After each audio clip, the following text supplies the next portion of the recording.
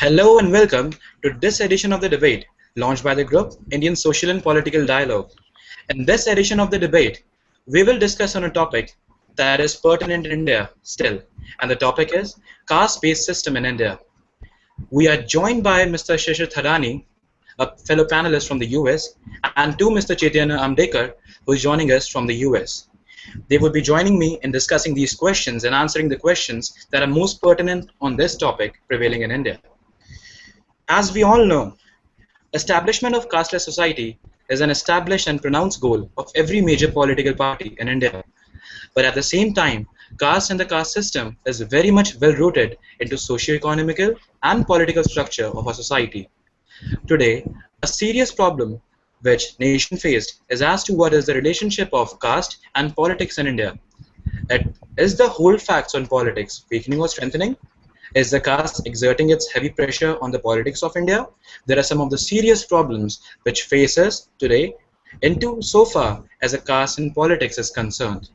During British days, for quite some time, Indians had no share in running their own administration. Accordingly, it is difficult to establish relationship and influence of caste on politics. When, however, the system of election started in the country, it became clear that a caste is exerting its pressure on politics.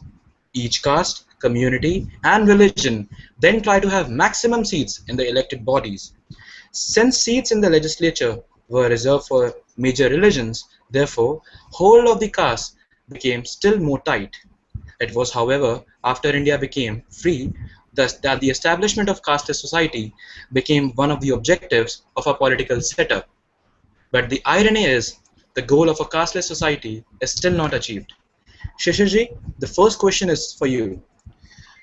How would you define caste in general? What is your view according to what is caste according to Indian context? Well, first, let me give a little historical context.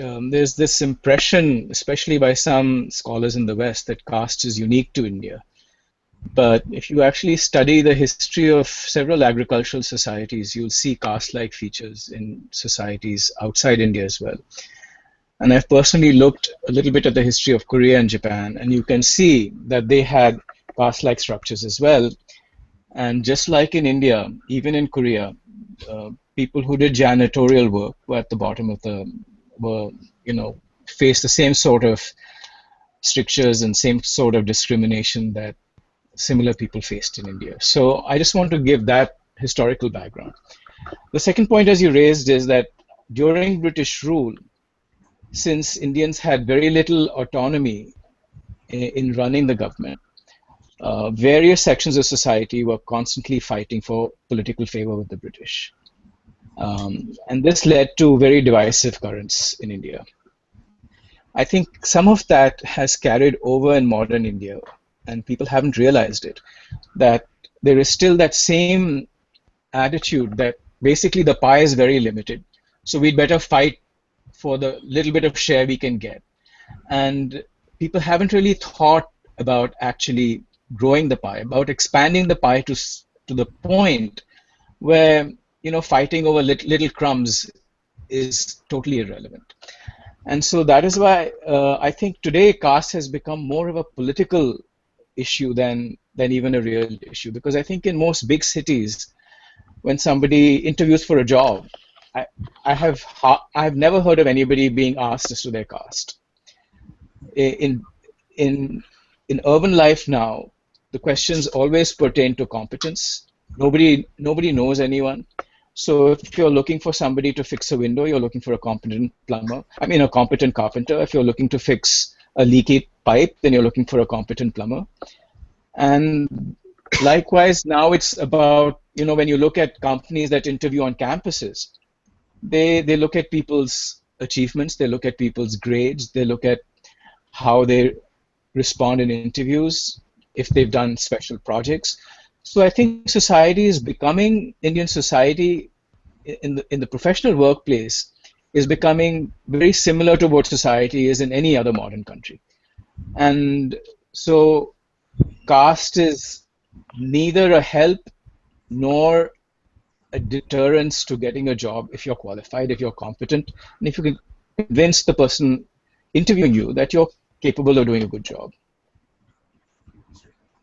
So Yeah, I think this is predominantly a political issue, and it may still have some impact in some pockets of India that have not yet been touched by modern life, that have not yet faced enough of an impact from modern industrial, electronic, and computer civilization.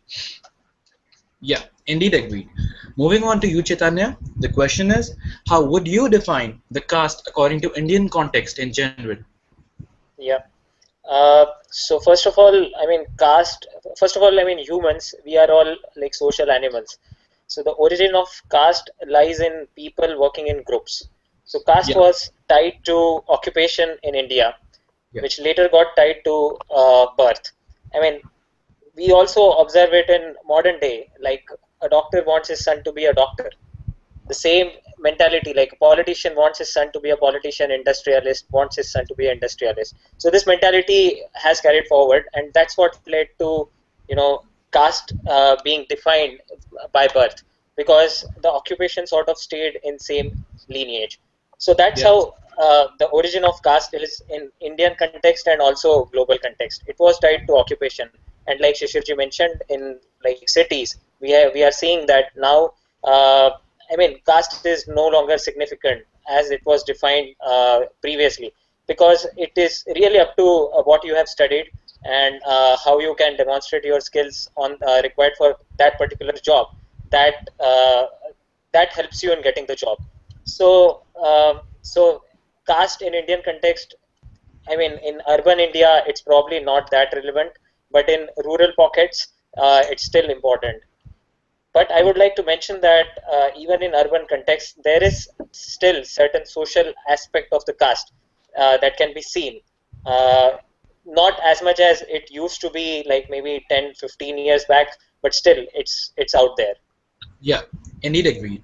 Moving on to you, Shishirji. The question is, do you think that a caste-based politics is useful in India? I think in a modern economy, it is not useful at all, and it can be a huge distraction. And let me give some specific examples. For instance, it is not as if castes are living in isolated communities separate from each other. If you go into a neighborhood now, you can't really say which caste family is residing in which house. In a big city, in a multi-story building, there's probably going to be several castes represented, and people may not even know which castes are represented in that building. Second of all, if you're going to build a road, that road is going to serve all castes. If you're going to extend a railway line, you're not going to say this railway line is for this caste or that caste.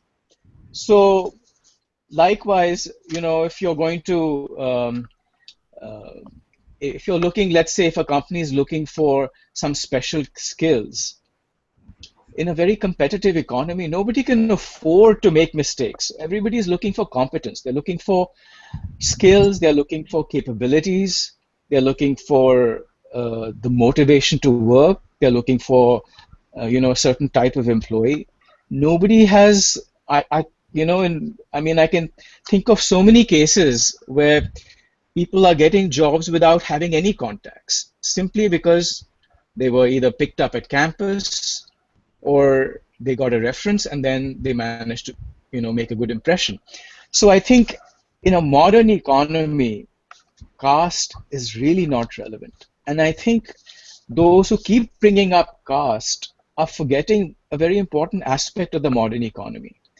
That you can fight for a marginal concession here and there, for a special privilege for your caste.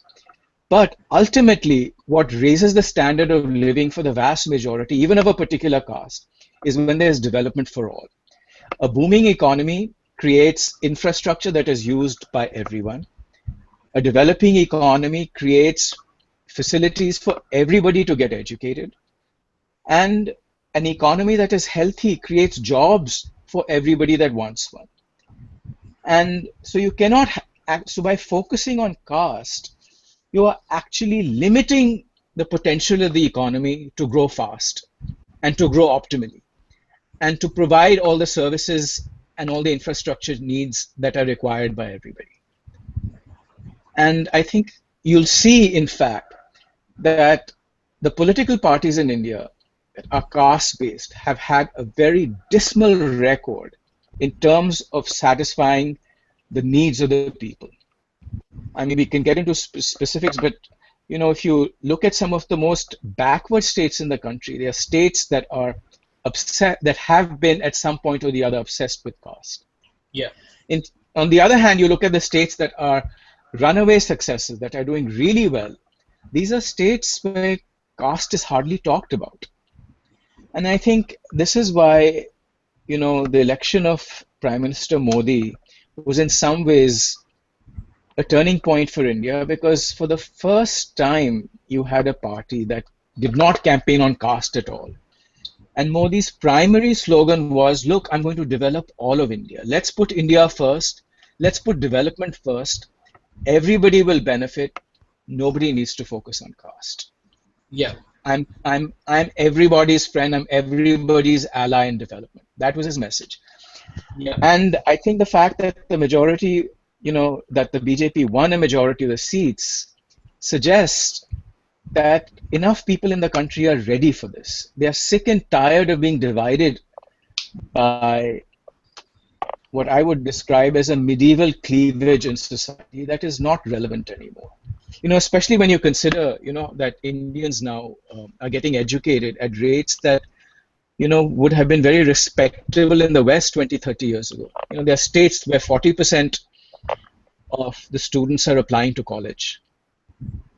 And almost throughout the country now, even in the less developed states, there is, most states are now reaching at least 20% enrollment in first year college.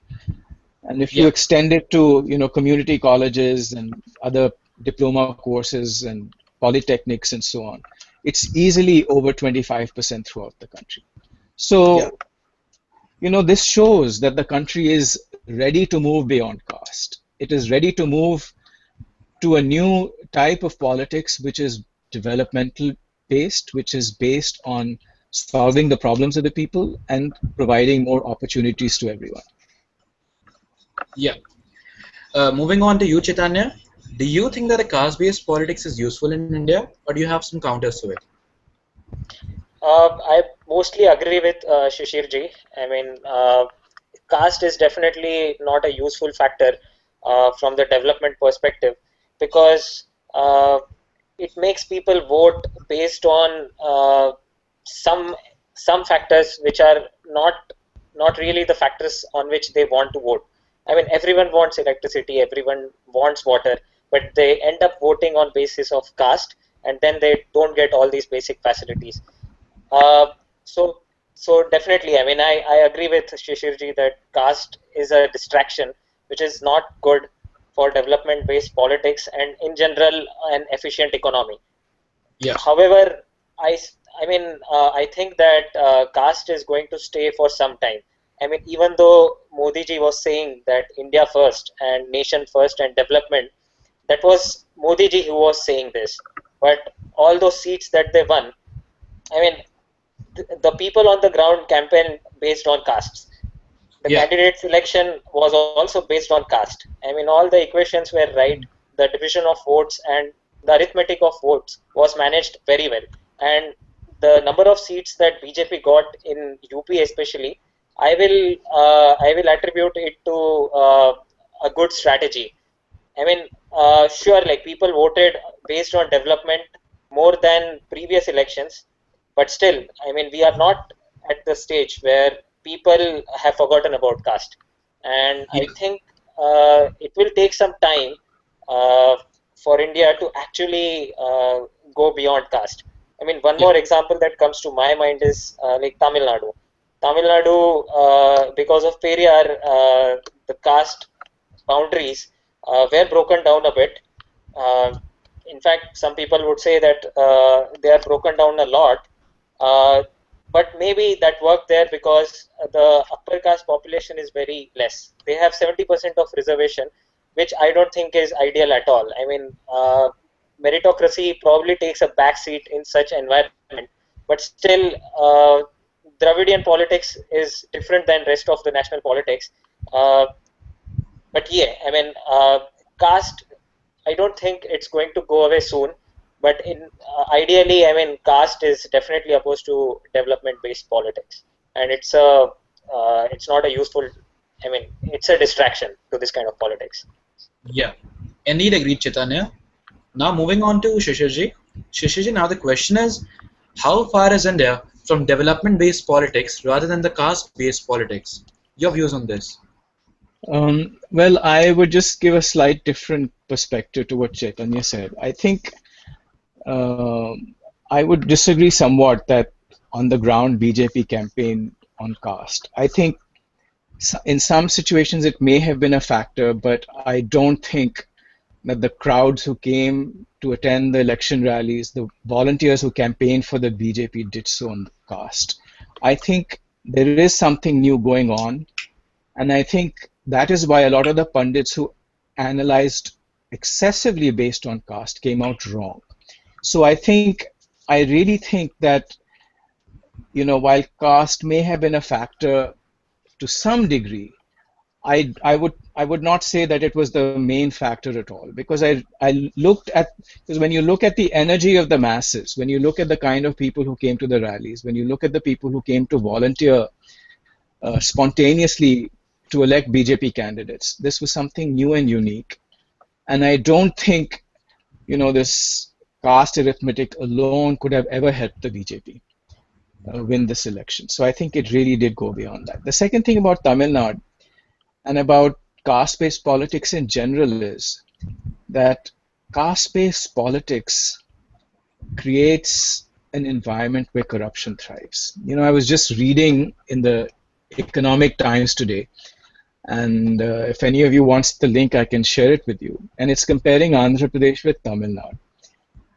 in terms of new industrial investment. And one of the things it points out is that a lot of the Tamil Nadu is a very well-educated state, so it has a very large workforce, and that is one reason why it has always attracted a lot of investment, and it has also received a lot of central government investment in the PSUs. But recently, a lot of the small business people in Tamil Nadu have been complaining that corruption in Tamil Nadu is so overwhelming and so insufferable for them that very often they despair that the amount of money they pay in corruption makes their business completely unviable. And so many of them have been saying that if they do make any new investment, they will make it in Andhra Pradesh, because Chandrababu Naidu is promising very faster approvals, single window clearances, and is guaranteeing no corruption. And I think this is significant because one of the things that is a byproduct of this excessive focus on caste is that it also leads to a lot of bribery in society, because you've gone away from merit. You've gone away from the whole point about caste was that one should not discriminate. But now, the moment you have quotas, you are discriminating. You're discriminating against meritorious people of the caste that you don't want to favor politically. And so it is a new kind of majoritarian caste system that has been imposed by the politicians. And one of the downsides of this is that since merit, competence, efficiency, productivity, economic progress is not a focus, corruption will thrive in such an environment. And in fact, you can see it. I mean, whether you take anecdotal evidence or whether you take the little bit of some of the studies that have been undertaken, corruption has always tended to be the highest in states where the caste-based parties are the loudest. Wherever you have very aggressive caste-based politics, you have the worst cases of corruption, and that actually, interferes with the state's potential to make progress. So I think while I see some good things happening on the one hand, I also see the negative trends still persisting. Make one other quick point, and that is, for instance, something that Chandrababu Naidu said, which is very similar to what the Modi administration implemented in Gujarat before winning the national election. And that is that Chandrababu Naidu has been pointing out that in Andhra Pradesh, in the new state, they want to put everything online. They want to make rules transparent. They want to make procedures transparent. And they want to go to e-governance as fast as possible, because it has been seen that with e-governance, you have less corruption, you have more transparency.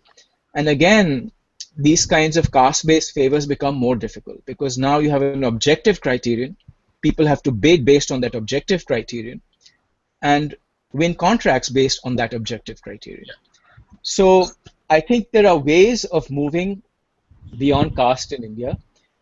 Some extent that is happening. The most efficient chief ministers are trying to move in that direction. The ones who are, you know, playing dirty politics, they will actually not be able to deliver the best growth for their states. Yeah, indeed agreed, Shishirji. Moving on to you, Chaitanya. Yeah. Yeah, the question is, how far is India from development-based politics rather than the caste-based politics? I think I mean we have to divide India into like two groups here. I mean Yeah, some of the Western states, uh, I think they are closer to development-based politics like Maharashtra, Gujarat.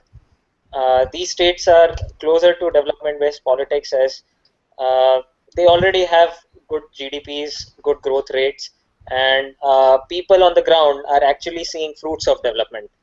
And because of that, it expedites the process that people move away from caste-based voting to development-based voting.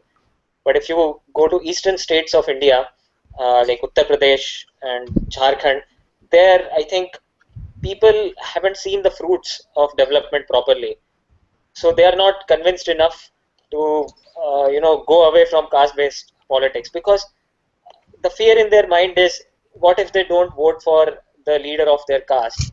What will happen to them? They will not get development and they will face some other problems, right? So basically, where people haven't seen development yet, it's a it's difficult to move towards development based politics. But I hope that uh, with the new changes in changes coming from finance ministry, that states are getting more kitty of the central revenue or central taxes, that situation should change.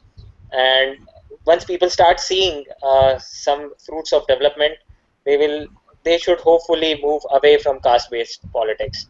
So so to summarize, I'll just say that in some of the states, I think it's already happening and it will even happen faster.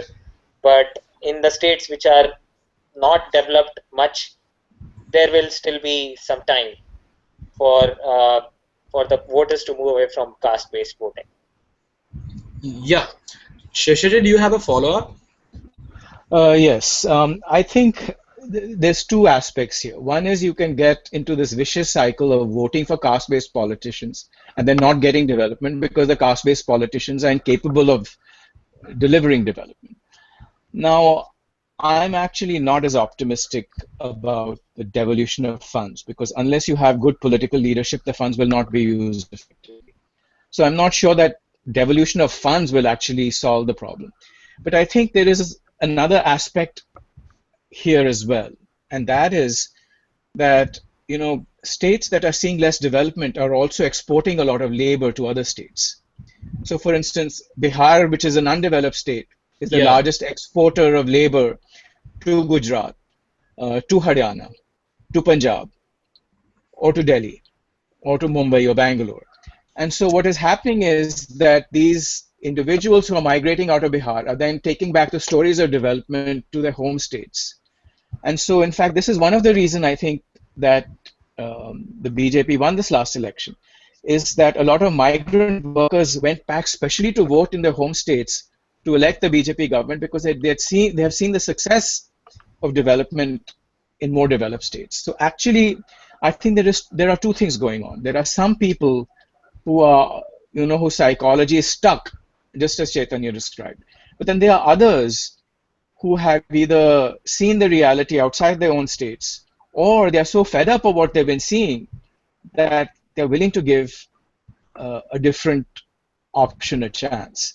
So I think even in states where there has not been any development, people can vote beyond their caste interests. And I think Jharkhand is actually an example of a different phenomenon, which is that at first people did vote, based on narrow identities. And then, even though it's been more than a decade since the state was first created, the breakup of Bihar did not lead to any concrete benefit. So I think now there is a sizable section of people in Jharkhand who wanted to vote for the BJP because they want to give development a chance. So I think it all depends. For instance, Tamil Nadu is a very developed state, and yet it has the most vicious caste politics in the country, Yeah. most divisive caste politics in the country. So I think one would hope that there would be a correlation between development and the dying of caste, but I think sometimes it doesn't happen quite that way because the political structure is a little different. Yeah. And so I think it's not necessary that you have to have development to wean people away from caste. Sometimes even the absence of development can frustrate people enough that they will say, you know what, you caste-based politicians have nothing to deliver. I'm going to try something else. Yeah. So it can work both ways. It can work both ways. Yeah. Chaitanya, what would be your closing remarks? So my closing remarks would be, like I said, I think India has right now two sections or two group of states. One is moving rapidly towards development-based model, and other not so fast. I mean, Jharkhand and all these eastern states, they are slowly moving towards it, but also like incompetence of previous regimes is also to blame. Like generally, like Congress government, it was so bad that people voted for Modi. But now what remains to be seen is how soon this development agenda can be pushed so that people see some real fruits, and then alone actually they will move away, because otherwise this will be like a story where you move towards a new option, but the option did not deliver, and then you are disillusioned again. So that is my closing remark. Yeah. Shishirji? Well, I think the challenges before India are huge. Yeah. And to deliver growth in backward states is an especially difficult challenge. Yeah. And I think it's very important that people's expectations be reasonable. And sometimes I think I'm already seeing it, that within 1 year, people expect the new government to solve problems that were not solved in the previous 50 years. So it's also a question of time frame. But I'm also, I don't believe in unnecessary pessimism, or uncalled for pessimism. So I think I would sort of say, let us be open-minded. Let us do our part in convincing people that the best option for the people of the country moving forward is to move away from caste and to move to a society that is more merit-based, that is more scientific, that is more responsive to the needs of the people, that provides fair opportunities, equal opportunities, so that we do focus on development and not on caste. Yeah. Shishirji, there was a sociologist named as Mr. J.S. Ghurye who has rightly observed that the unholy alliance of caste and politics will surely jeopardize not only the peace but even the security of the country. Do you agree with this statement? Yes, absolutely, absolutely. I think we have seen this, that caste-based parties have often engaged in the kind of politics that has given shelter to terrorists. They have engaged in politics that has weakened national unity, that has encouraged forces that have tried to destabilize the country, that have engaged in needless and thoughtless violence. So I couldn't agree with that more. Yeah. Chaitanya, your view? Yeah, I definitely agree with the view. I mean, the problem with caste-based politics or the parties who subscribe to it is that their domain is limited. I mean, they can't grow beyond the limited uh, agenda that they stick to. The same problem is with different regional parties. They can't grow their agenda to look at the nation and national security, and that often leads to security related problems. So I Yeah. definitely agree with the statement. Yeah, same for me. It is therefore very essential that such an unholy alliance between caste and politics should be brought to an end as early as possible. It is, however, fully well realized that only the legal provisions will not serve the purpose. For this, the psychology and the thinking of the masses will have to be changed. The people will have to realize that a caste must be sacrificed for the sake of purity in administration and nepotism to be wiped out both of national interests and security. With this note, I would like to end today's debate of this edition where we discuss on the caste-based politics in India. I would like to thank my fellow panelists Chaitanya Amdekar and Shishit Hadani who spared their valuable time and joined the debate. Thanks a lot, fellow members. Thank you. And I Thank would you, Rahul. Thank thanks you, a Rahul. lot, sir. And I would like to thank all my viewers who watched this debate. We will come back next week for sure with some much more engaging topics and some more questions to be answered. Till then, Satyamev Jayate, Jai Hind.